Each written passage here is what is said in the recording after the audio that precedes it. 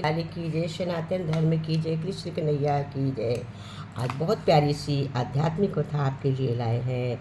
वो है कृष्ण जी का पृथ्वी पर जन्म। बोलिए सनातन धर्म की जय।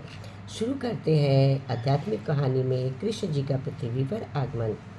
द्वापर युग की बात है। एक बार पृथ्वी पर पाप कर्म बहुत बढ़ गए। सभी देवता चिंतित थे। अपनी समस्या लेकर वे भगवान विष्णु के पास गए। भगवान विष्णु ने उनकी बात सुनकर उन्हें आश्वस्त करते हुए कहा, चिंता ना करें, मैं नर अवतार लेकर पृथ्वी पर आऊँगा और इसे पापों से मुक्ति प्रदान करूँगा। मेरे अवतार लेने से पहले कश्यप मुनि मथुरा के यदुकुल में जन्म लेकर वसुदेव नाम से प्रसिद्ध होंगे। उनकी दूसरी पत्नी के गर्भ से मेरी सवारी शेषनाग बलराम के रूप में उत्पन्न होगी और उनकी पहली पत्नी देवकी के गर्भ से मैं कृष्ण के रूप में जन्म लूँगा। कुरुक्षेत्र के मैदान में पापी क्षत्रियों का संहार कर पृथ्वी को पापों से भार मुक्त करूँगा। वो समय भी जल्द ही आ गया। यमुना में यथाचित वंश के राजा उग्रसेन के पुत्रों को सबसे बड़ा पुत्र कंस था, लेकिन देवकी का जन्म उन्हीं के यहाँ हुआ था। इस तरह देवकी का जन्म कंस की चचेरी बहन के रूप में हुआ। इधर कश्यप ऋषि का जन्म राजा शूरसेन के पुत्र वसुदेव के रूप में हुआ। बाद में देवकी का विवाह वसुदेव के साथ संपन्न हुआ। कंस देवकी से बहुत स्नेह करता था, पर वो एक बार आकाश से भविष्यवाणी दी, देवकी का 8वां पुत्र तुम्हारा अकाल होगा।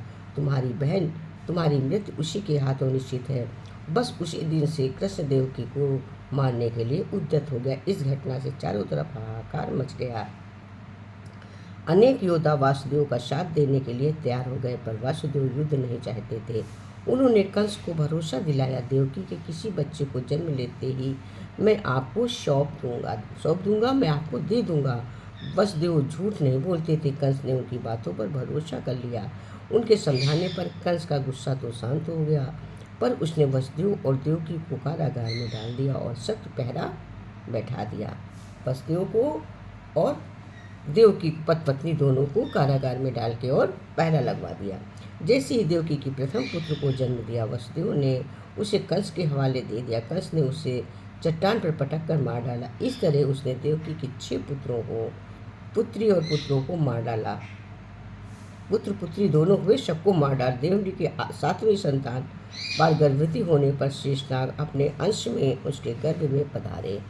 शेषनाग अंश से उसके गर्भ में पधारे और 8वां पुत्र कृष्ण हुए। तो अब कृष्ण हुए, आगे कृष्ण का क्या होता है आगे तो आप सभी जानते हैं कि कृष्ण ने किस तरह से संहार किया। तो आगे की घटना अब हम कल देखेंगे। आज हमारा टॉपिक यहीं पर है कि कृष्ण का जन्म पृथ्वी पर आगमन कैसे हुआ। पृथ्वी पर आगमन हुआ, कारागार में आगमन हुआ, और कि आगे की घटना को कल जानेंगे। तब तक बोलो श्री कृष्ण जन्म की जय, बाके बिहारी लाल की जय, सनातन धर्म की जय। लाइक और सब्सक्राइब पर मोर।